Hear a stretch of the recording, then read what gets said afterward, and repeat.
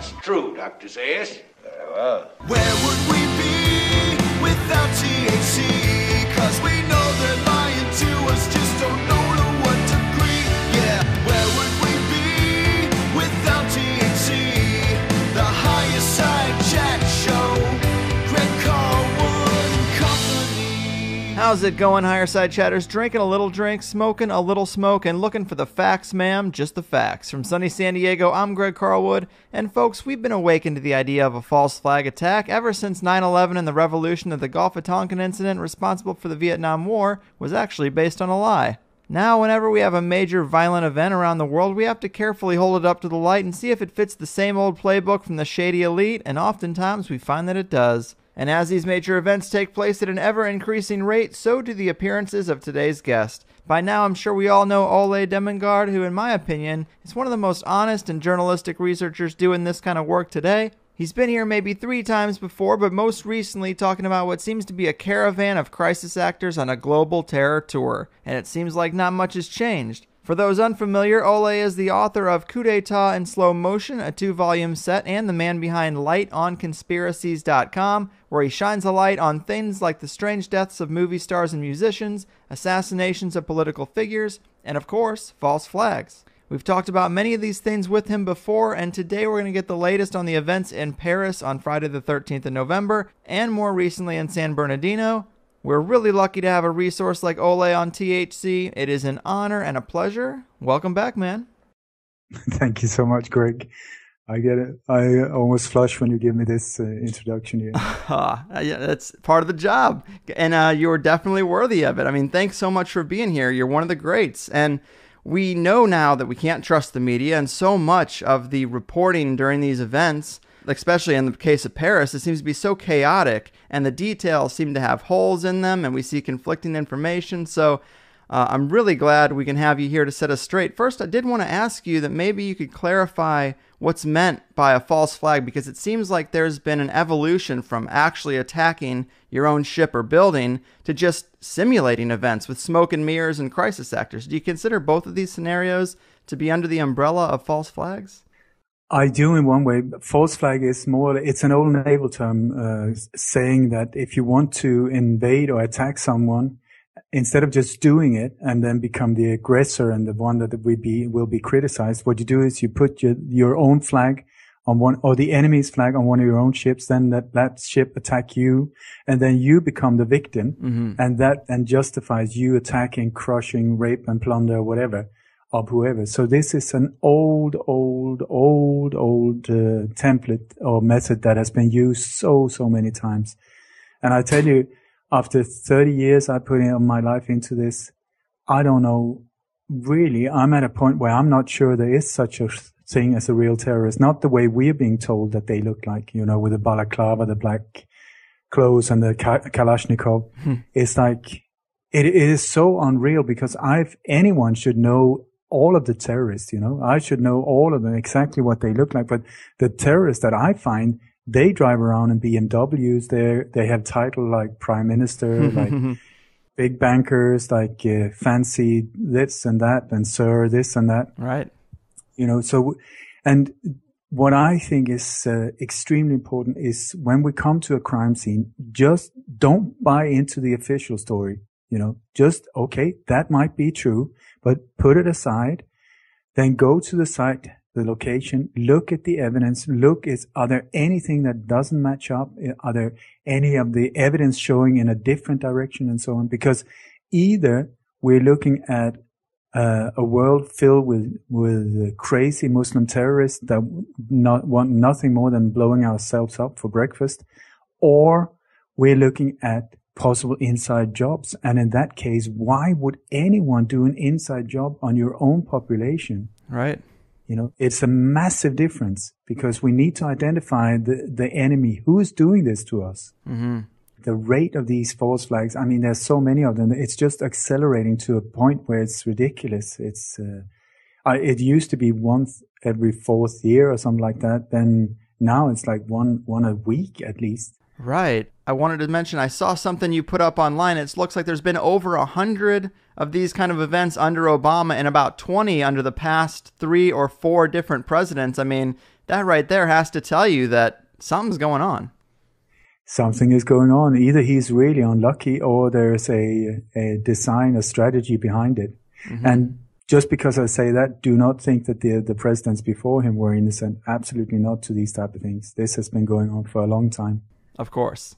Yeah, man. So Paris is obviously the biggest one on the radar right now. I did want to have you on to talk about it. I wanted to let the dust settle a little bit because, you know, a lot of people come out the day of and say these are false flag attacks. And I don't think that really helps with getting people who might be more skeptical on board because it seems like a rash judgment. So now that the dust is settled, maybe you can help walk us through the Paris attacks. There seems to be so much going on there. It's really hard to get the full story, which is actually part of the design of a modern false flag from what I understand. But tell us a little bit about the real story of Paris. I'll be most happy to, but hold on to your hat because this one is a bizarre one. Okay, so if I can please remind you, in the end of 2014, there was a whole series of false flag in Peshawar. There was one just outside Dublin at the Intel plant where it was blamed on ISIS. ISIS, by the way, total creation by the CIA, Mossad together. You can come here and chop off my right arm if they are what they seem to be. Then in the beginning of January, the so-called Charlie Hebdo event happened in Paris. And right after that, because I had been informed by sources on the inside that there was a series of attacks planned, I went out publicly 1 month before it happened in Copenhagen and warned about where it was going to happen. I told exactly it's going to be somewhere around this train station and so on, blah, blah, blah, blah, blah. Went out there, went up publicly on radio, warned about this. Nothing happened. I was relieved. Maybe I looked a bit like a fool. Did not matter as long as nobody got hurt. And then boom. 1 month later, on the hour, it happened in Copenhagen as well. Once again, a total false flag. I went there. I was there while the whole operation was being carried out. I took people on a guided tour being filmed on site with the police around us, everything, just totally debunking it. And also warning about the next step in their plan was Italy, somewhere in Florence, I believe, and that didn't happen either. Even though they went out and said, oh my God, ISIS is going to attack us here and so on. So I hope that by exposing their templates and how they work, that we can stop this madness. That's the whole point of doing these interviews. Mm-hmm. So here, the reason why I knew about these things happening was because I was sent info from the inside about these things. And then this fall, a similar thing came to me, but this time I thought that the main event was going to be Copenhagen again. And on the 11th of November, there was a major big drill, or there were 2 drills outside Copenhagen, one at the university in Copenhagen and one outside Denmark. The Copenhagen one at the university was a staged drill.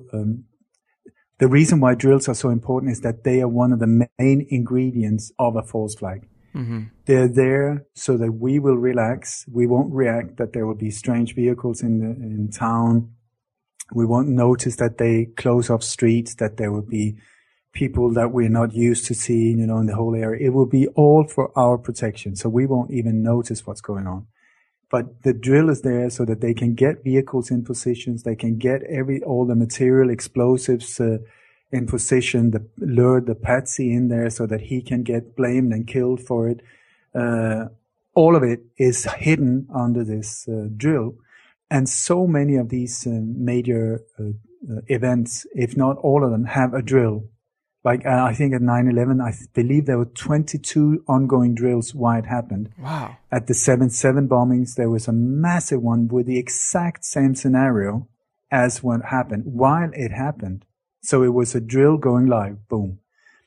And then you had many of the other ones. Also, the latest ones that I mentioned as well. A drill.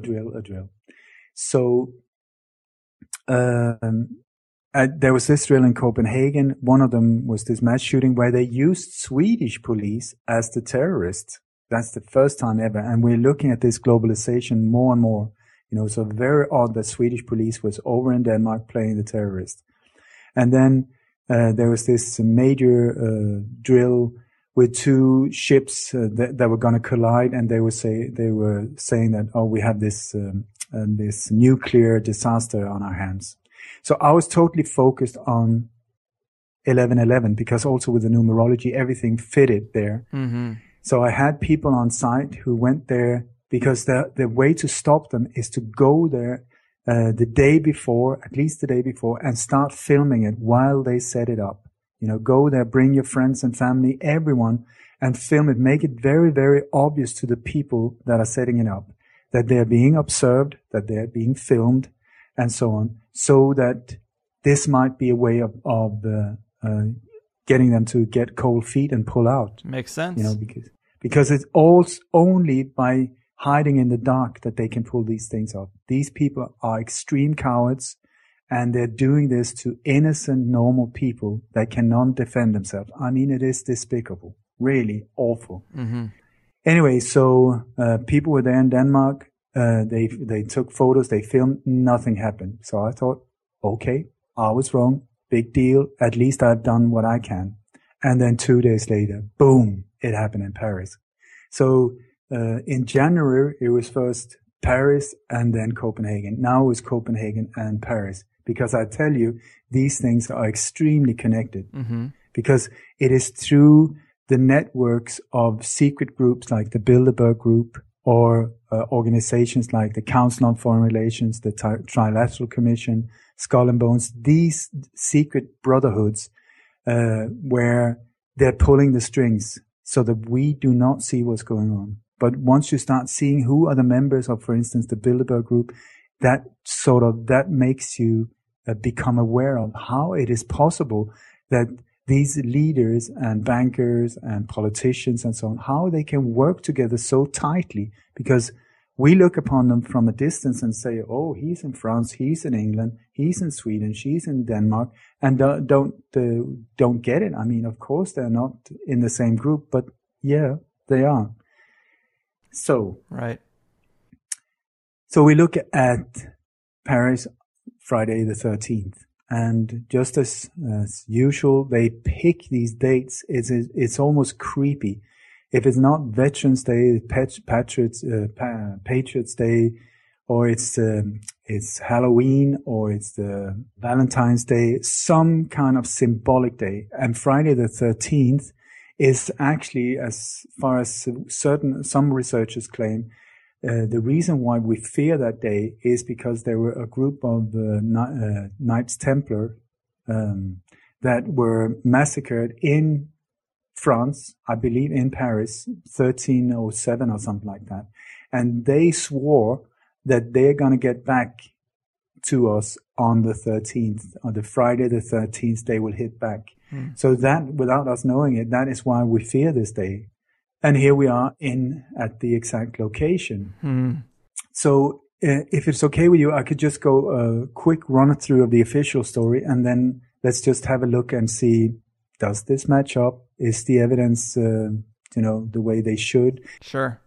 Because the truth is so fantastic. It's so clean, so beautiful. It doesn't need anyone to defend it or anything like that. It just is. If something happened, witnesses can give different variations, but the timeline will be the same.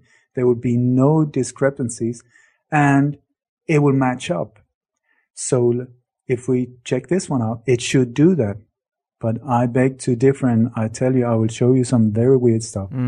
Anyway, so on Friday the 13th, at around 9:20 p.m., there was a big football game it was a friendly game between France and Germany. These two countries have been very central in many of these operations. And the whole game was going on, and after a while, suddenly there was a bomb explosion heard outside the stadium. No one really reacted. It was just you could hear an explosion, nothing more. Then some 10 minutes later, boom, a second one went off. And then it is said that a third bomb went off as well, but that's said to have been like almost 35 minutes later, and only very few people report on that. So I totally doubt that the third one. Mm-hmm. Then 5 minutes later, there was a shooting at two different small restaurants, Le Carillon and Le Petit Cambodge. And it is said that some cars pulled up and gunmen pulled out, started firing right into the crowd and killing 14. Then at 9:29, there was a shooting in the area of Avenue de la République, where 5 deaths are reported from Casa Nostra Pizzeria. Then at 9:38, there's a shooting at the La Belle Équipe bar, where it said that there were 19 deaths. And then there were in 9:43, there was an explosion at Comptoir Voltaire, where there was one person who died. And then 9:49 were the big event sort of this evening, where there was a music theater called Bataclan, and there were an American rock band in there called Eagles of Death Metal. Mm-hmm. There were about somewhere between 1,000 and 1,500 people there. It said that it was sold out, and 4 gunmen with suicide bombs went in there and started firing right into the crowd. They were shooting for some 10 to 15 minutes, and then afterwards they took some hostage. There were 80 people killed there. And then when the SWAT team entered around 10 p.m., there was it is said 1 to 3 suicide bombers blew themselves up, and the 4th one was killed. And then at 10 p.m., there was a shooting at Boulevard Beaumarchand, where 4 deaths were reported. So an absolute horrific evening in the history of Paris. I would say the worst since the Second World War. Yeah, 7 attacks. If what we're being told is true. Right. Because this is the whole point. And just like you say, it's so important not to scream false flag just because something happens. But then again, I must say that the last few years, it's very hard not to scream false flag because there have been so many of them. I understand that too. Okay, so let's start at the stadium. And this evening, the French President François Hollande, who was also very central in the Charlie Hebdo thing in January, he was there together with his German colleague, and they were sitting having a great time. Then it is said that there are 2 suicide bombers. And please notice that the facts around this case keep changing. The number of deaths, the number of attackers, the number of bombs, everything keeps changing. It's like trying to get hold of a floating watercolor painting, on water. It's just everywhere. And I think, just like you said before with false flag, this is part of the design so that you can't really grip on and hold on to anything here. When they carry out these false flags, one of the main things they do right before and during it happens is they cut out the network for cell phones, for telephone lines, for all of this, because they need to be absolute sure that they can control the information getting out, so that their information is out there. The official story is out there first and foremost. And for instance, when Kennedy was killed, the whole national phone system in the USA was shut down 1 solid hour from coast to coast, 1 solid hour. And it said that it was because everybody was calling each other saying, "Oh, have you heard what happened? And it just overloaded the system." Absolutely not true. Same with 9/11. Boom, everything shut down. They said that it was the phone masts that was on the top of the towers that went down. It was because of that. Absolutely not true. This is standard procedure. For instance, when MS Estonia, the ferry that was blown up and sunk with almost 1,000 people on it between Estonia and Sweden, when that was blown up through a false flag operation, a black operation, the whole radio signal, the whole radio system on the Balkan Sea, on all the coastal line, was shut down while the boat went down, while the ship went down. For these 30 minutes, when everything was going on, everything was blocked there. And so if we look at this one, was there any reports of something like that? And sure thing. Right after the game started, there were reports that cell phones was not working. And they say, thank God for that, because that helped stop any type of panic in there. But I would say this is a sign of a possible false flag here. Then also, it is said that there were 2 suicide bombers. They came. One of them, unfortunately, had forgotten to buy a ticket. So he was turned away by security. That was a bit of a bummer when you're on a suicide mission and you only had to remember the bomb, and the ticket and whatever else, and forgot the ticket. Bit of a bummer. Right. So anyway, he was turned away, and it said that some reports say that security was frisking him and then felt the bomb, and he then turned away, ran, and blew himself up. The only problem we have here is that there are absolute zero footage of any explosion.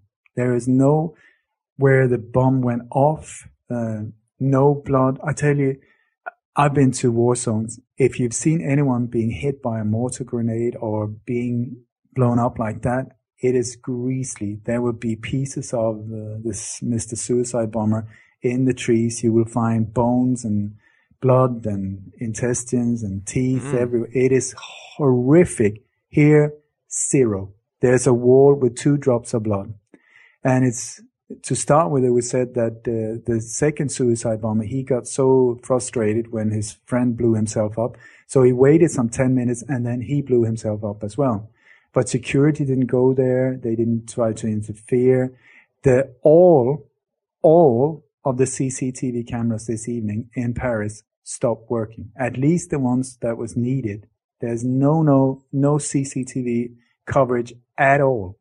At all. Convenient.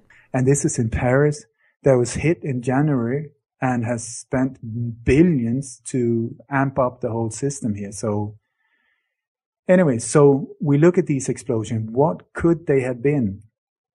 And I would suggest that nowadays, especially in the States, I don't know if you're aware of it, but on these big games, basketball, baseball, rugby, and so on. One of the things nowadays they do is that they add digital noise to the crowd noise. They add in cheering, they add in screaming, shouting, all of these things through the PA system.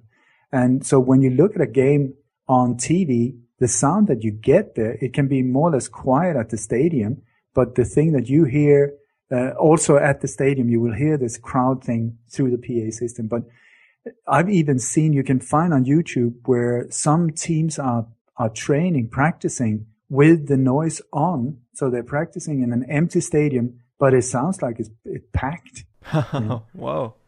So the PA systems nowadays are very powerful in these places. And I would very much suggest that I think that the explosions were only heard through the PA, nothing else. Anyway, so also this would be an amazing place if you want to carry out a terror event. You need impact, emotional impact. That is what they're looking for. So a stadium with some 80,000 people, that would be the place to do it. But what they did was 2 bombers are said to have blown themselves up outside here, 1 or 2, depending on who you want to trust. But what they did was they did not tell the people inside, which is in one way could be good, not to start a panic. At the same time, who says that there are not other attackers on the inside already, Yeah. So Francois Hollande, of course, he was there, and you have an almost identical scene where his advisor comes and whispers in his ears, telling him about what's going on. Exactly like George Bush Jr. when he was sitting listening to these kids reading a story about an old goat. Yeah. When he was informed about 9/11, the towers, he sits there, no emotion, no expression of fear, terror, nothing. He prefers to wait and listen to the goat story is done. Here, there are footage of the French Prime Minister being informed, the French President being informed, and he's totally calm. His German colleague even have a smile on his face when he leaves the stadium. But of course, all the bodyguards just jumped in and put, as a pile on top of him, protecting him with their body. Absolutely not. He was led out very calmly, and then he went out to the security booth, or up where they have, I think also where the reporters from the game are sitting, the commentators are sitting up there, with a massive big glass arena, a panoramic window. He's up there making a phone call to someone in full visibility of the whole stadium. I mean, if there were some attackers at that stadium with a bazooka or grenade launcher or whatever, that would be the perfect place to hit him. Mm-hmm. And still he's right there, and he's there at least 60 minutes after the bombs have gone off. So very calmly, he's just standing there as nothing happened, business as usual. So, anyway, also when you look at these operations, very often you will find that there are people know about it beforehand. There are some signs of that people have known about this thing before. Right. And how is that possible if this is not a planned operation, and so on? So we look at this case, and there's especially there's a Twitter account called FZ Books, and they tweeted 2 days before this actually happened. They tweeted the following message: breaking. Death toll from Paris terror attacks rises to at least 120, with 270 others injured. But this Twitter account, when I found that, I just like, whoa, hang on a second, because I've seen that before. And when the Ebola outbreak were, on the move about a year ago, mm-hmm. By the way, have you seen big piles of dead body everywhere? Absolutely No. not. It was a massive hoax once again. But another type of false flag operations, all of them there to scare the living bejesus out of us. And the same Twitter account sent out a tweet where it says, death toll in Ebola outbreak rises to at least 120, with 270 others injured. The exact same numbers, the exact same message.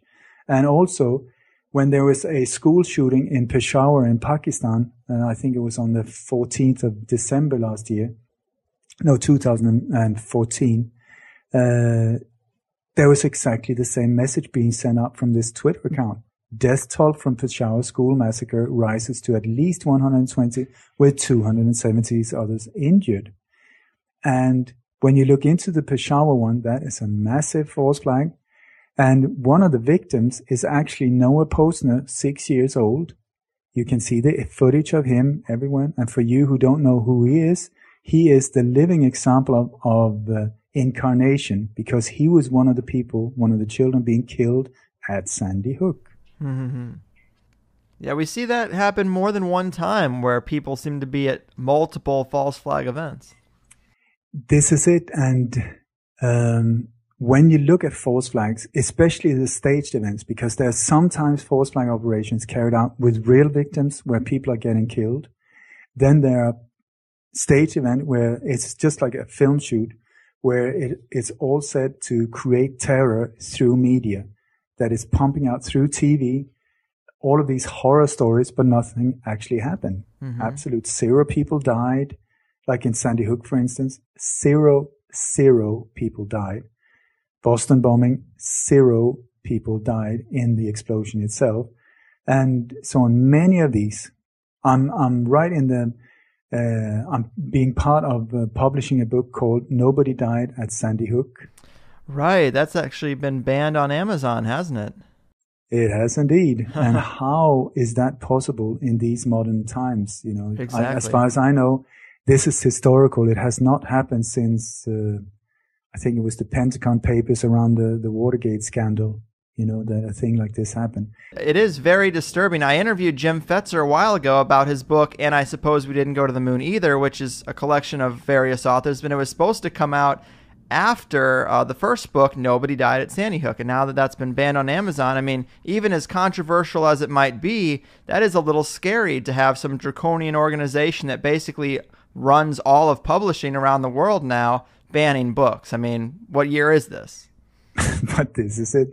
I did the layout for both of these books, also the cover design. And the third one that we're working on now is called "And Nobody Died in Boston Either."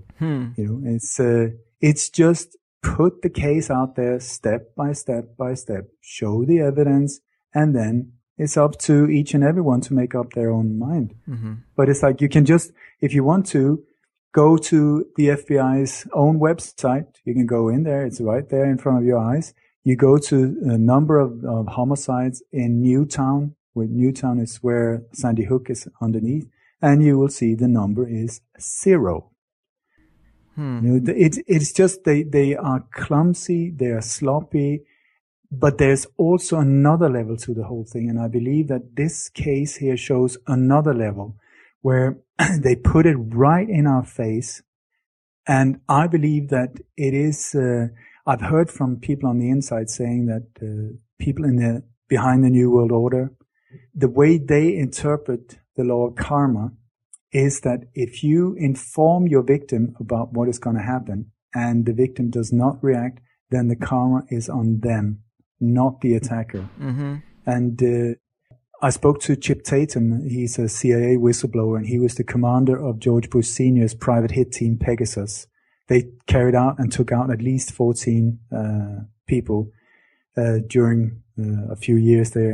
But he's been around. He was one of the pilots in the Iran-Contras. He was a black helicopter pilot. He was a Night Stalker pilot. And so he's been really, he's the closest to a real James Bond, I would say, as they get, And I spoke to him about this thing, and he said he never heard of it before, but he said that each time they were given the order to take someone out, they always had to go and confront them verbally first and give them, what he said, the chance to conform. Really? That sounds dangerous. He hated that because he said he was a soldier. It was like, if you want someone dead, just let me know. Tell me, I'll do it, But here, to go and confront them was very dangerous, both for him and his team and so on, because you never know what somebody's going to do. And then, but once they had the chance to conform, if they didn't do it, then a green light, take him out. And he said, now when you say this makes total sense, So I think with this one and many other ones, they're putting it right in our face. I think with Noah Posner as well. It's so obvious once you see it, but if you don't, boom, right, the karma is on you. And here I would suggest that they are trying to up the operation. They're aiming globally now. They're really going for it.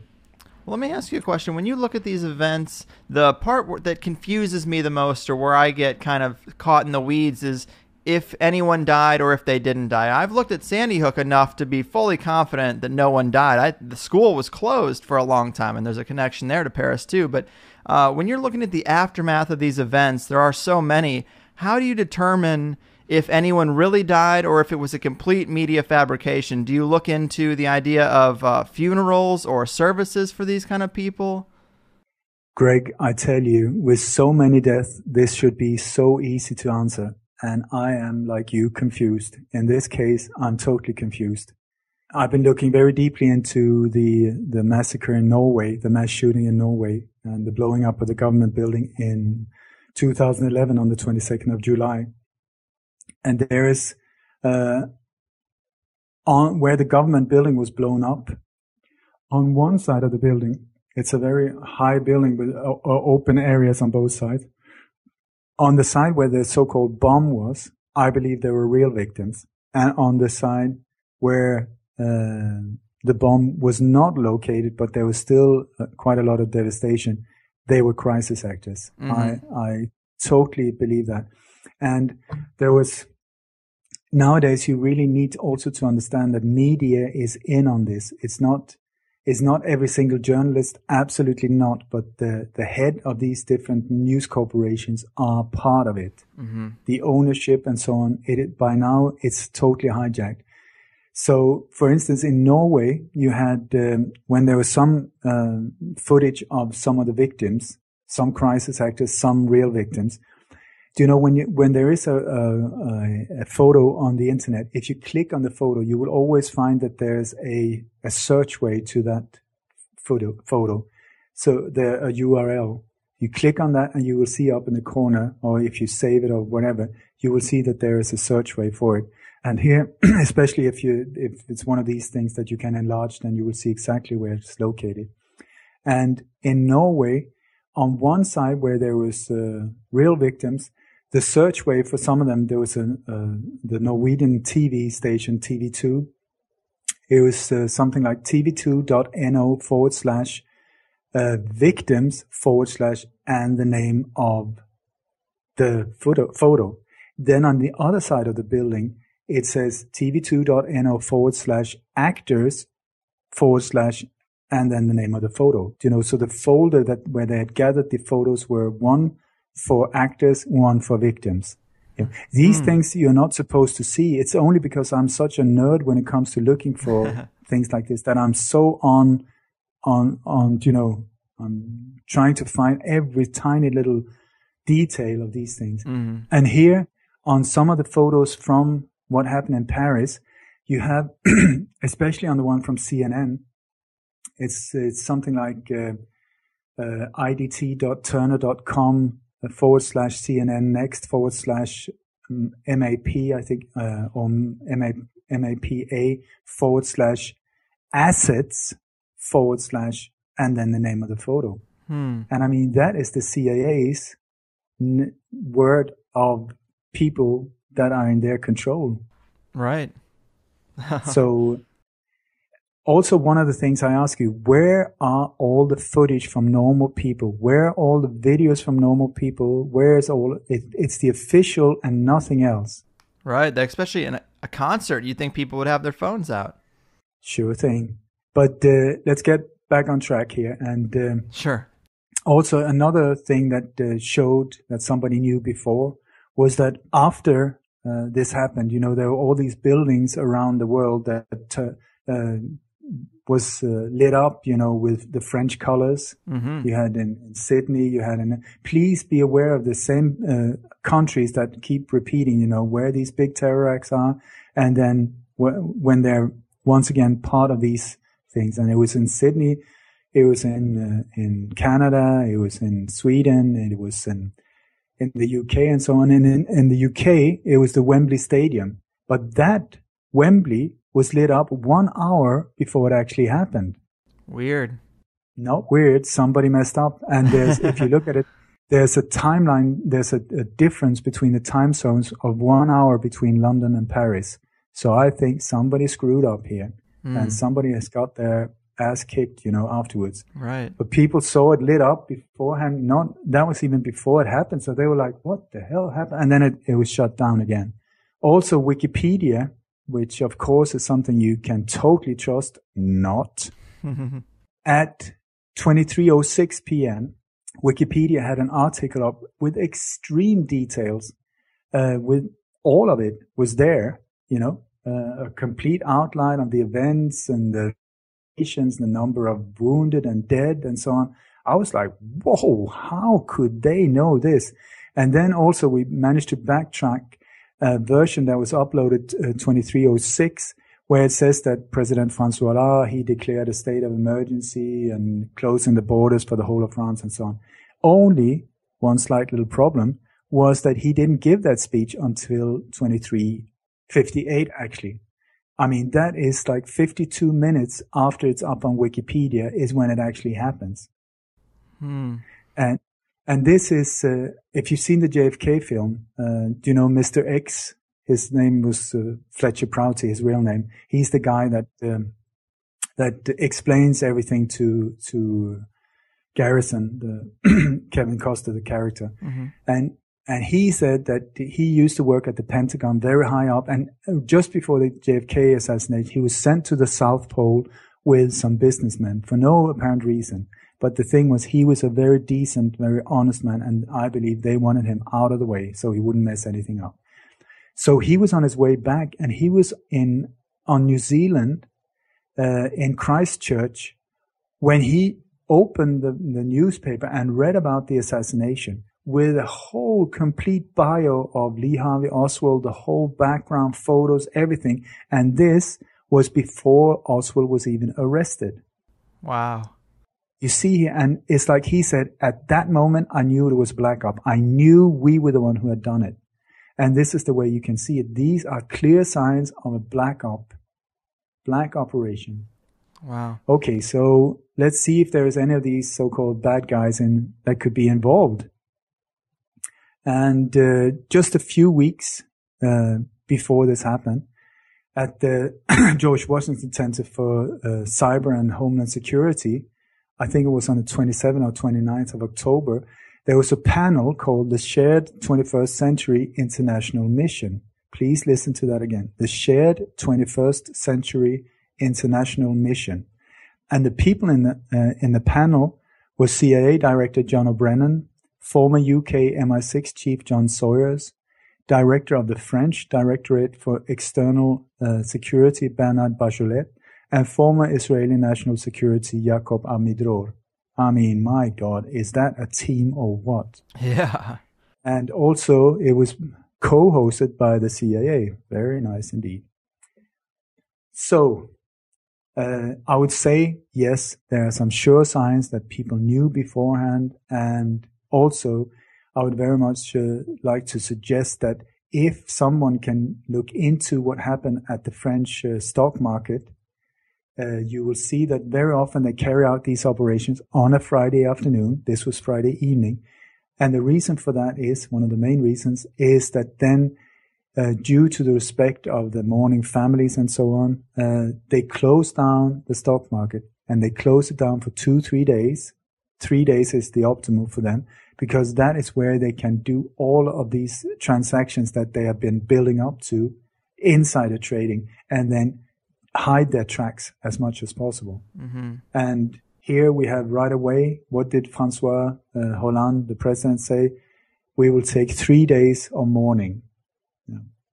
So here, that was the exact boom, fitted in. I would very much like anyone, an expert in these areas, please look into what was going on, because I tell you, there was some serious insider trading going on. Mm-hmm. Because the thing is that people think this is a tragedy, not if you know what's going to happen. When JFK was killed, it was a very, very, if not the all-time high on the stock market in the US. And when the Swedish Prime Minister Olof Palme was killed, it's exactly the same thing. People make billions, billions when these things happen. Okay, so drills. Were there a drill? Yes, there was. Thank you very much. Exactly the same scenario as what actually happened. And there was especially one man, his name is Patrick Pelot, and he was interviewed on a radio station, and he said, as luck would have it, in the morning of this, the Paris SAMU, which is the EMT, had a multi-site exercise planned. And he said it was so lucky because there were all of these vehicles was in positions and so on. So that made it possible for them to save a lot of these people, which is great. But also, the thing is, since I've been looking into so many of these, I always check out the key people in key positions to see, oops, are you someone I know from before or not? And this Patrick Pelot, he stood out like a sore thumb, because in 2011, he was one of the people outside the Charlie Hebdo building when it was turned on fire. That was 2011. Then, in January this year, 2015, when Charlie Hebdo happened, he was in a meeting with first responders, fire brigade and ambulances. They were in this meeting, and he was called up by one of his friends who worked at the Charlie Hebdo office. And because he also had been working, writing articles for Charlie Hebdo and so on. And the phone call, his friend says, please, we're being shot at, come and help us. So he was very close by, so he ran over to the office. He was one of the absolute first people there. He went in there, he did what he could to save all these, the lives of his friends. And then he picked up his cell phone and called President François Hollande. I mean, as you do, Sure, we all have the president's number. Well, I have Obama on quick dial or whatever you call it. So anyway, so then afterwards, he was one of the people sitting crying on TV, you know, telling all the horror stories and so on. So I checked him out because he looked pretty not convincing, not very good, but he was still crying. And I've really, no disrespect, if this had been a real thing, I would not talk like this. But this is so crappy the way it's executed, so I need to talk like this. Mm-hmm. Anyway, he was in a film called The Nurse from 2009. He was playing the nurse in a 2009 film called Incognito, and he was also a doctor in the film called Bad Girl from 2012.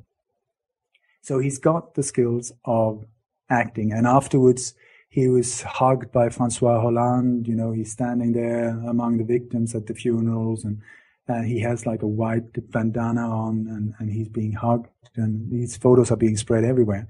And this day with the drills, he was the one being interviewed, and he's also one of the reporters from some of the TV stations, reporting all of these things out. And there's also other people afterwards, people that were in charge of this drill, and they're sitting there on French TV, saying it right out there. Yes, we had a drill. It was the exact same theme. It was very lucky because that made it possible for us to come and rescue people. This is exactly what happened at 7/7. There was an exact drill of the exact thing that happened. So it went from, I think it's called slow thinking to fast acting. You know, where the drill went live, there was a person called Peter Power. He was in charge of the whole operation. It involved more than 1,000 people. And he was sitting laughing. I said, yeah, it was kind of a creepy situation, you know, this type of thing.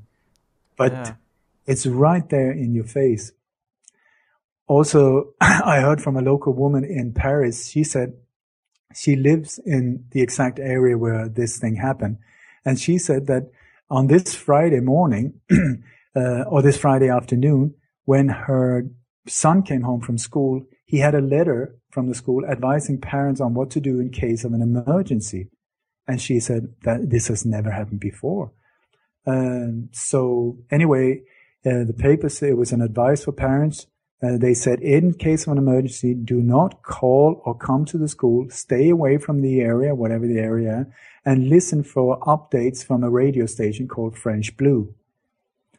So when you look at many of these areas around where the shooting was and so on, if you look at the photos in the background, even though it's in the middle of the night, there's no lights in the house around them. And most of these houses are old French houses, you know, like 6, 8, 10 stories high with apartments, but there are no lights.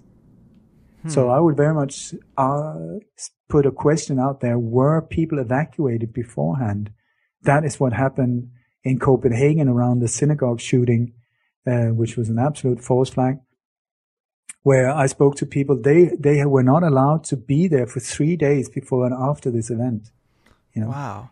Man, let me ask you about another element that seems to pop up in some of these things. Like when 9/11 happened, there's a lot of researchers who found that this guy, Larry Silverstein, who owned the buildings, had a big insurance policy on them, and he made a lot of money actually during 9/11. Yeah. Do we get any indication from the owners of any of these buildings, like the theater or the restaurants, that could show that, you know, they're connected to the type of people who might be in on these kind of things? Yeah, very much so. A very good observation, by the way. Here we don't have a destroyed building because often the building that gets blown up or are destroyed have some kind of problem with asbestos or with problems with too few tenants or a crack in the foundation, something like that. Mm-hmm. So that when a thing like this happens, the people involved get a bundle. But here nothing is destroyed like that. But the Bataclan, the music theater, I want to say first, I believe that there were 2 of the restaurants. I'm not totally sure, but it seems like La Carillon and possibly Le Petit Cambodge were closed down for a few months before this happened. Whoa. Meaning that anyone in this operation could have gotten access to them. I've tried to get this confirmed. Some people say yes, some people say no. So I'm a little confused there. I did want to say, I saw a picture that you put up where it shows, looks like locks on the door. And it also, there's a chalkboard outside a restaurant, which is typical. And the chalkboard hasn't been changed in months. And we also saw in Sandy Hook, the school was closed. So that also jives. That's a connection. It is. The thing is, to be able to pull things like this off, you need to be in control of all parameters, including the buildings, including the actors, including the victims, including their families, and so on. You need to be able to control it all. Mm-hmm. So the buildings are very essential. One of the restaurants where the owner's wife is said to have been killed was purchased, I think, 1 month before this happened by a Jewish guy. And the Bataclan Theater was sold on 9/11, September 11, 2015 by the Jewish brothers Joel and Pascal Lalou, who then moved straight to Israel. And the buyer was an investment firm called Le Gardere, whose largest partner is Qatar Holding. That is a sovereign wealth fund.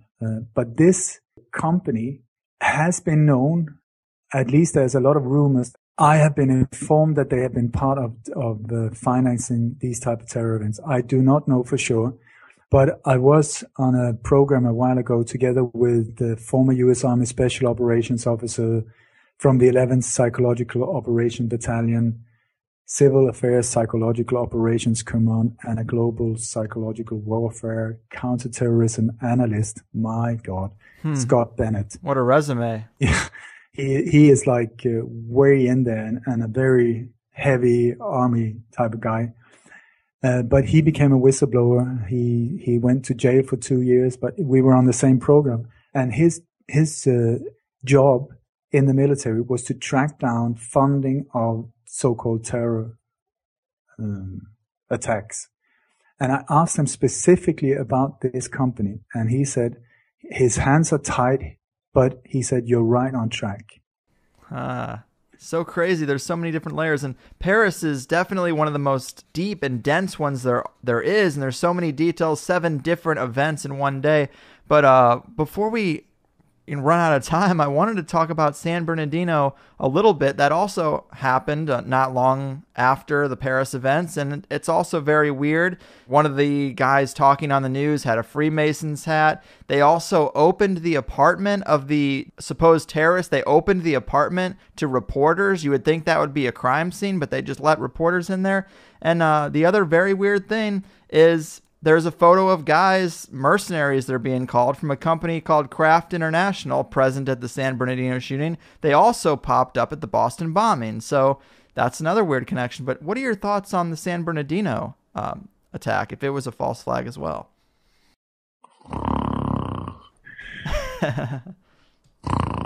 It's very hard for me to even focus on it. It is so badly carried out.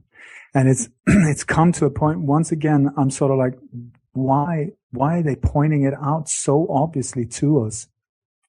And I think we're back to the karma thing. I also think it's for them to throw a net out there and see what people are capable of logical thinking, who can connect the dots, who will spot these things.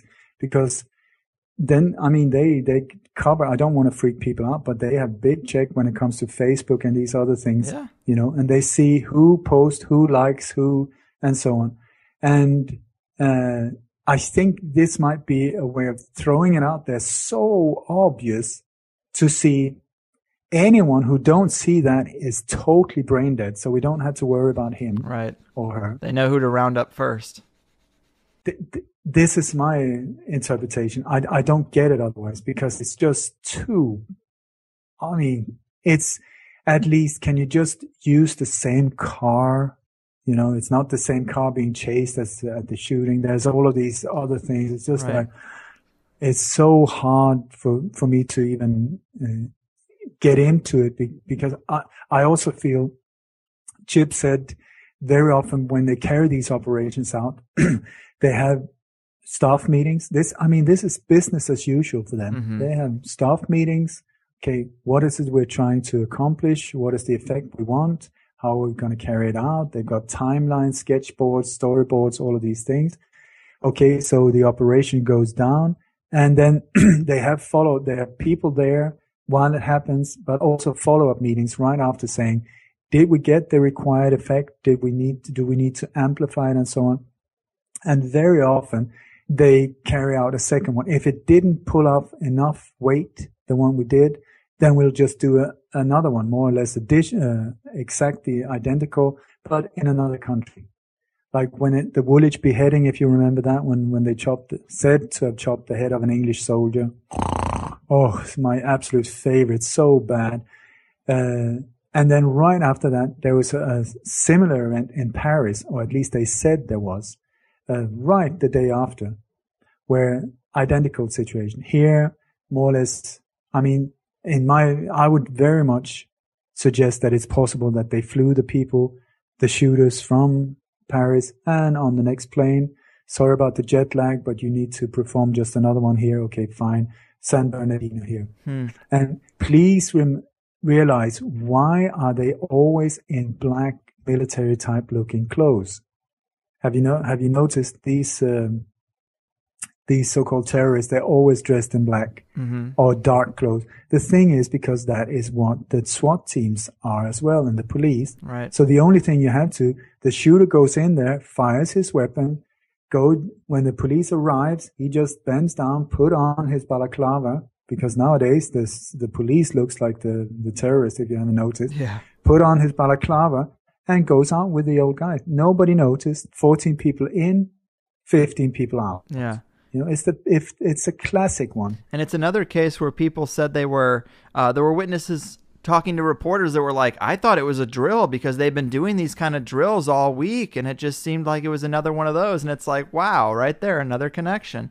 And people said they saw 3 white males in military garb. I think it might be these Kraft International people they're talking about. But then you find out the patsies, I guess we could say, is this couple, and they've been radicalized. You talked about those terms that people keep throwing out. Radicalized is one of them. It's like they can just turn anybody on. Like everybody you might know could have a light switch, and they just might get flipped, and they'll be radicalized, and you never know who's going to be the next terrorist. It's definitely a mind game.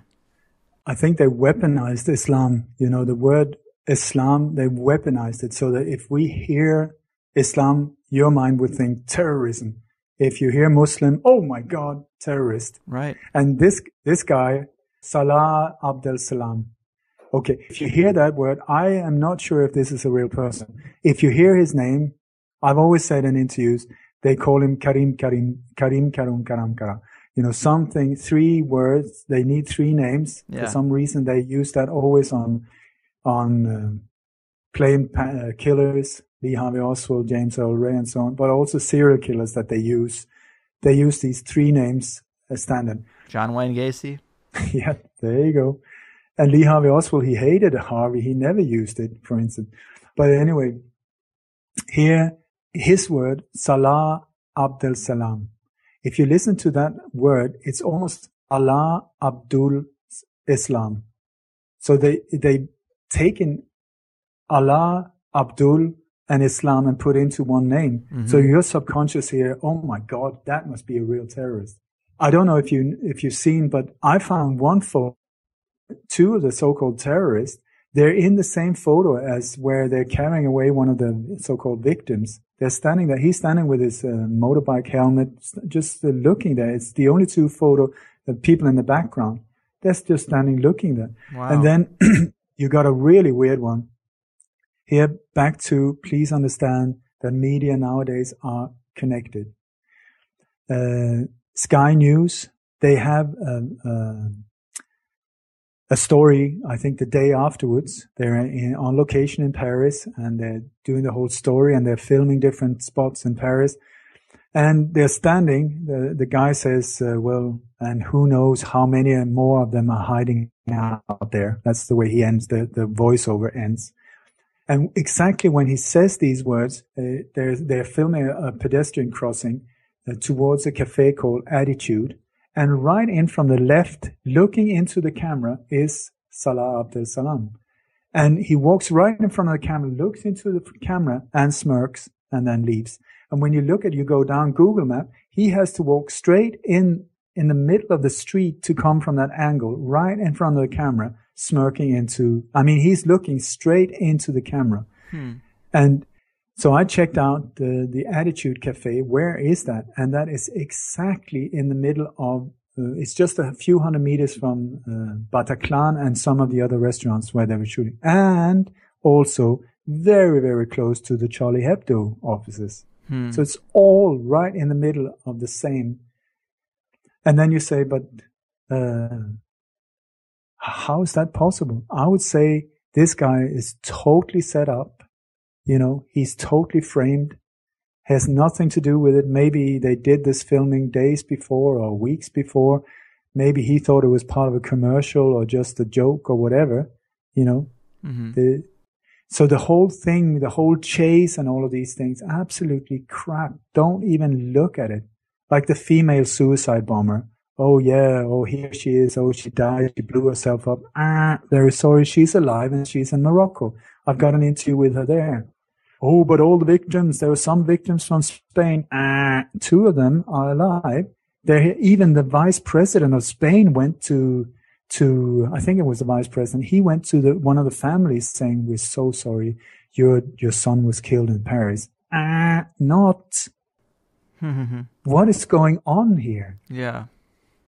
It's the same with the 19 hijackers where at least 10, I think 9 or 10 of them were still alive after the event. That's true. I remember that. Why do they do it like this? If they steal an identity, at least kill the guy, bury him so that you don't have a problem. That is Farmer Brown logic, I would say. Yeah. But here it is like also in San Bernardino, there were several reporters talking about it. The deceased actor, the name actor was mentioned at least 3 times. Oh, really? I did not hear that. You did not hear that. Listen again to these official ones. They keep referring to them as actors. And I put a photo on Facebook. It's of this couple, beautiful photo of the couple. And then I said, this is a photo of the 3 white males identified as shooters. The witnesses see 3 white shooters, and this is what we're being pumped with. Mm-hmm. If there was anyone dead, maybe these people were really dead in the car. In that case, executed. Right. Totally killed. And then, of course, all the news stories here in the States since Paris and San Bernardino have been all about which states are going to take refugees and which states aren't. And it's it's a lot of drama and a lot of fear, and it also creates division. The divide and conquer meme is in full swing here when people are deciding in very emotional ways, arguing if refugees should or shouldn't be taken, when really they're just citizens that don't really have much of a say anyway. But the reverberations of such an event, they're hard to calculate. If you don't want refugees, stop bombing them. Right. It is very simple. Stop bombing them. You are blowing the living bejesus. You're killing, slaughtering people. Unfortunately, my country is part of it as well. Mm-hmm. They are totally innocent to this whole thing. If you want it to stop your politicians, Right. And they're human too, but their deaths don't make it on the airwaves, and nobody colors a memorial in the color of the Syrian flag. But these are real deaths. Right. Why are there no Palestinian flags? And by the way, how soon came that thing up on Facebook? It was within, I think, half an hour or so on Facebook. You could add the Paris flag behind it. Mm-hmm. Looked like a big Pepsi ad. Yeah, we got product placement here again. Big time. I don't know if we get through that in other ones. They do not miss an opportunity to make a buck. Man, I'm also kind of curious. Let me ask you, this is somewhat unrelated, but I think it's all connected to some degree. But being closer to the agenda there in Europe, what do you think of this Angela Merkel as Times Person of the Year? What are they trying to say with this, in your opinion? It was not only Person of the Year, it was the Chancellor of the free world. Big statement. What does that mean? Who is she? Who is she? It's not that she's made sort of like a great impression on the world as being a fantastic person. And this very evening, when this happened in Paris, she was supposed to have been to a football game in Hanover, where they, thank God, they just managed to find out that somebody had planned to fill an ambulance full with explosives and drive it into the stadium. How big are the chances? Mm-hmm. I'm telling you, totally in on it. Also, you see she's doing Freemasonry symbols all the time when she's standing with her hand. It's constant. I say the whole idea is to, I would say, get Obama in on a third term, even though it breaks Constitution totally, followed by Hillary, horror, and with Merkel here in Europe. But these are not the key people. They are not the people who run the show. They are just the ones that we see. So we're talking about the New World Order big time. This is the time where they're really pushing for it. But now I've been very dramatic and dark for a while here. I think that this is wonderful because it's like, is this the best you can do? I mean, really, you have tried everything and we are still standing. You have tried swine flu, Ebola, all of these mass hoaxes, all of these false flags, all of these, and we're still standing. You have still not managed to get us here. You really tried in 2012, did not work. We're still standing. You really aimed at September this year to get the whole financial situation crashed, everything with Jade Helm 15. I mean, really get us into the corner where we could not slip out anymore. And then global martial law didn't work either. I think they are totally desperate now. And even though if you look at it with a logic mind, it's like we're screwed. We might as well lie down and die. But if you ask my heart, I tell you, I think they're going down. I think the dragon is already slain. And what we see here is like pathetic attempts to try and control us. Prove me wrong. And the day I'm wrong, fine. But then at least I tried everything I could. And if I was here just to spread fear, I was doing their job.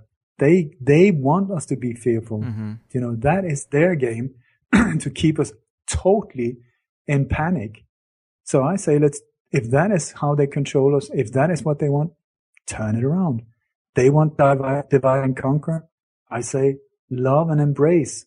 They want us to be fearful. I said, let's be fearless. They want us to control us with lies. I say, truth will conquer. Transparency, way to go. They want us to hate our neighbors of a Muslim faith, or because they have a different skin color or whatever. Let's go the other way around. Yes.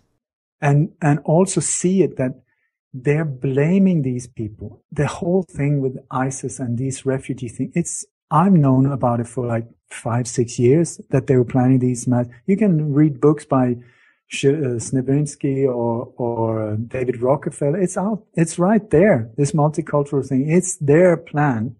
And the way I see it, I don't care if you're brown, yellow, green, white, blue, upside down, Hindu, Sikh, Christian, whatever. If you're a decent person and you treat people around you with respect and love, you're my guy. Amen. But here they're trying to do something totally different.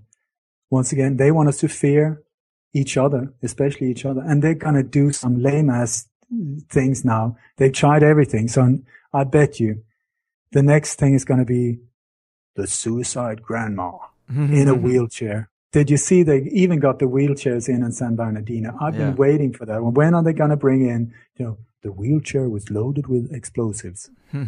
When are they going to bring it in? They did it there indirectly. So what have they not tried?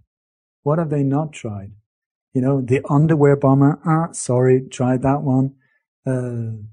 It's like they're running out of options. Yeah. What are they going to do? They tried the Muslim thing for so long. Then they went to the geek thing in Sandy Hook and Aurora. These things did not work really, even though everybody had the same haircut more or less with I don't know what you call that, strange fringe. Right. All of these photos are totally photoshopped. These are people that did not exist to start with. Then they went to the Scandinavian looking Anders Breivik in Norway, all these things so that we will start fearing anyone.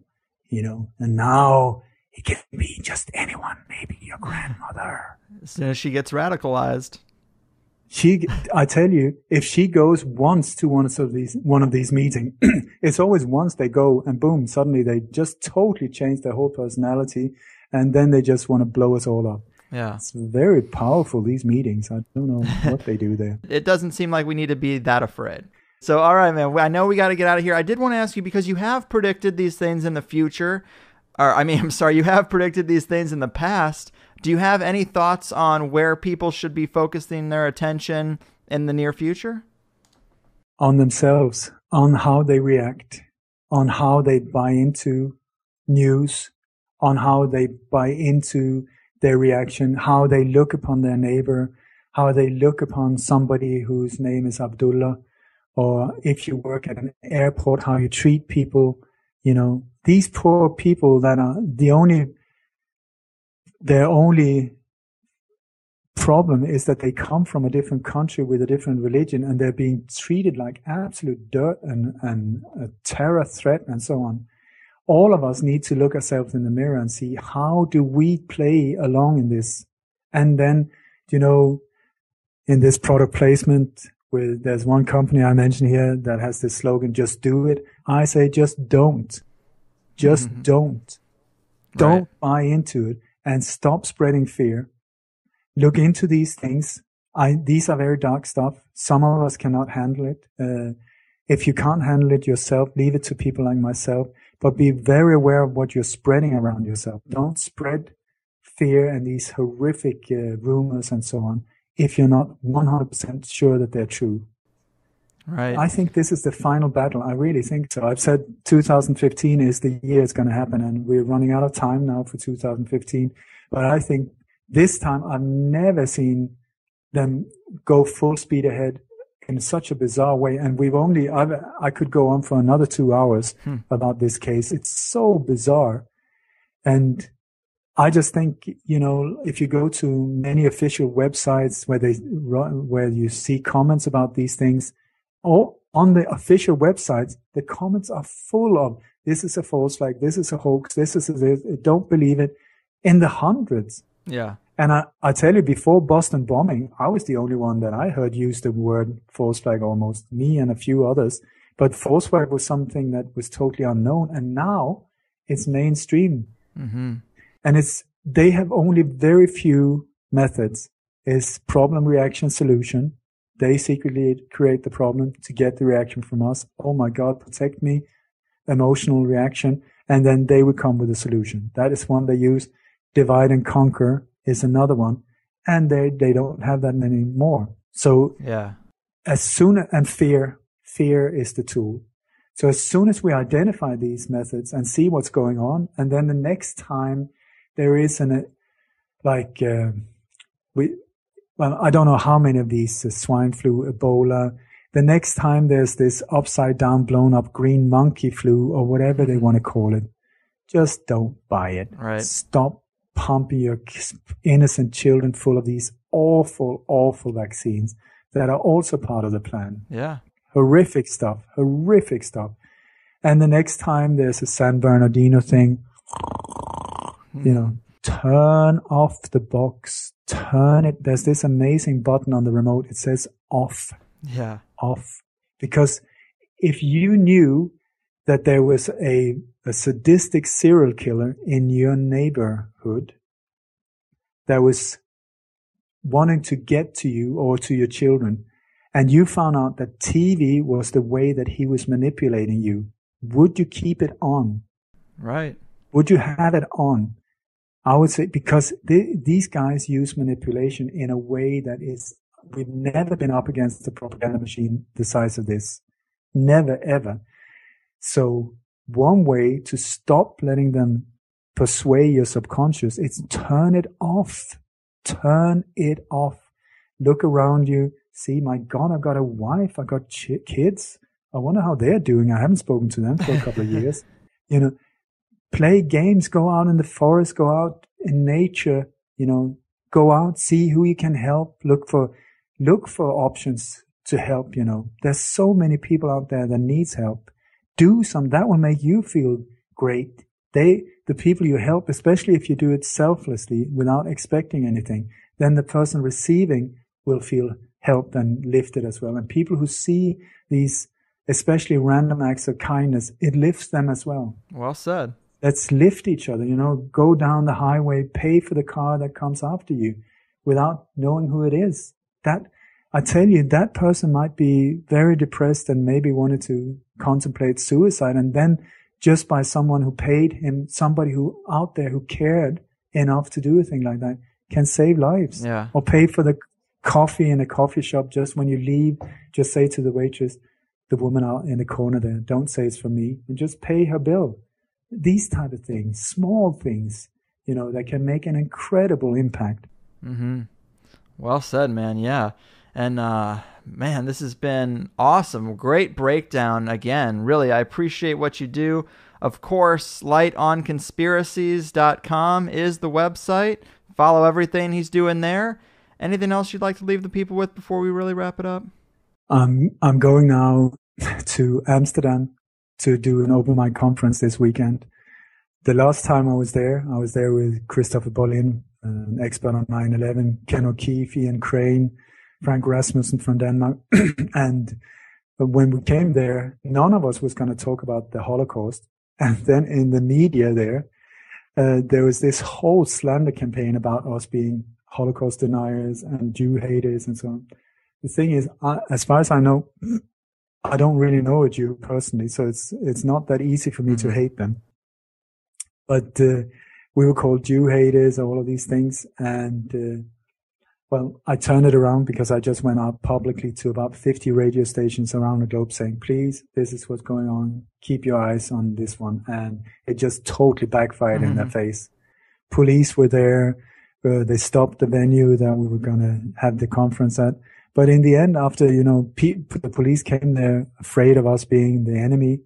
But these are good guys, So after a few minutes, suddenly it came to a point where they said, do you know any type of help you need? Here's my personal cell phone, I'll just give me a call.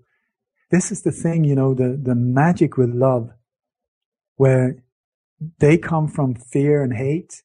If you meet it with love and fearlessness, it is magical, I tell you. Anyway, so now I'm going back there. I was threatened to be arrested in Berlin. I went there, nothing happened. I was threatened to be arrested in Norway. I went back there, nothing happened. And here, I'm going back here now to Amsterdam the day after tomorrow. So let's see what happens. Hopefully nothing. But should anything happen, then you know that why it happened was because what I said was true. Yeah. And if so, then please know and understand that it affects your life in ways that you can't even imagine. So if I'm put away somewhere, that's one thing, but please take care of your family, friends, children, everyone by waking up. Once we transcended this new world order, then you can go back to sleep again. No problem. But here and now, very good to wake up. Right. This is the time. It's accelerating at an incredible speed. It is. Oh, man. Well, hey, Ole, take care of yourself out there and definitely stay safe and be careful. I will. But the way I see it, my main focus is fearlessness and stay in love. That whatever happens, if I can stay in love, then I'm very pleased with that. Is it okay with you if I end with a prayer? Absolutely. Sure. Let's do it. I'm not a religious person. Me either. But I love this one. Cool. It goes like this. May the entire universe be filled with peace and joy, love and light. May everyone, and especially the ones who hurt us, be filled with peace and joy, love and light. Victory to that light. Because the thing is, they need to heal as well. If they don't heal, this madness will just continue. So we all need to heal, And then on the other side, let's have a massive party. Amen, man. All right. Well, thanks so much for being here. Have a great time in Amsterdam. And we'll obviously talk again the next time this agenda pops up its ugly head. Yeah. And anyone who wants to support me or be part of this truce, whatever you want to call it, I'm just an ordinary guy. I'm not paid by any, this is not my job. I'm just totally devoting myself to do this. Mm-hmm. On my website, Light on Conspiracies, there are books, donation buttons, sign up for my newsletter, these type of things. This is what helps me going, because what I try to do is get out and be on location as well, so that I can hopefully be part of stopping these things. Right. I humbly believe that I've been part of stopping at least 2 false flag massacres. So if you want to join, please. Very cool. Yeah, definitely do. Well, I love it. And take care, and thanks again, and we'll talk soon. We'll talk soon. Boom, people. Ole Dammegard, always a pleasure. Just a nice guy looking for that elusive truth. I get that. And I hope you feel like we made a pretty good case. And whether you think people died or not, it seems pretty clear that there are some indications of premeditation from our so-called leaders, and plenty of other reasons to be skeptical, especially the recent changes in ownership with businesses involved, and the drills, always with the drills. I mean, when we look at history and see things like the MK Ultra era and several known false flags, do we think that these things just go away on their own without anybody ever being held accountable? I really doubt it. I think they get more refined, more effective, and more secretive. It's also funny how they never attack the elite. We get bombings at restaurants and death metal shows and public transportation and soccer games, but never government meetings or elite hangouts. Or Israel, really. Just more food for thought, but I hope we all feel a little more informed. If you want to hear another hour with Ole, please sign up at thehighersidechatsplus.com. It's all I want for Christmas, guys. But that said, I have what I think is a pretty great last show of the year, and a very interesting look at the new chronology movement to kick off 2016. I'm probably going to have to put off the Armenia video until the new year. It was not a wise decision to try to put in something that takes way more work than a typical show into the busiest month of the year. So I apologize for that, but you got to enjoy these precious moments off the hamster wheel, people, and I'll talk to you soon. But for now, I've done my part. Your move, caravan of crisis actors on the Global Terror Tour. Your frickin' move. No one knows what it's like to be the bad man, to be the sad man behind blue eyes. And no one knows what it's like to be hated, to be faded, to telling only lies. But my dreams aren't as empty as my conscience seems to be. I have hours only lonely since they exposed me on THC.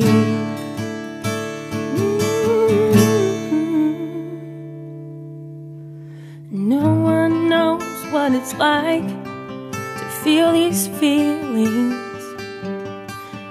like I do, and I blame you. No one bites back as hard on their anger. None of my pain and woe can show through. But my dreams aren't as empty as my conscience seems to be. I have hours always lonely since they exposed me on THC.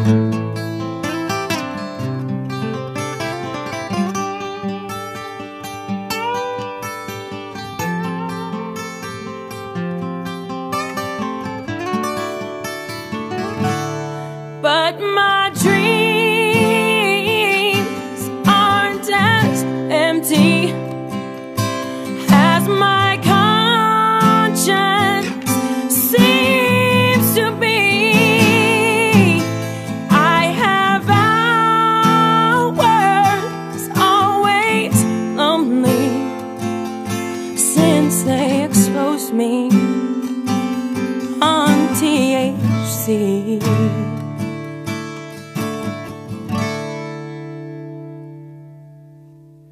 No one knows what it's like to be the bad man, to be the sad man behind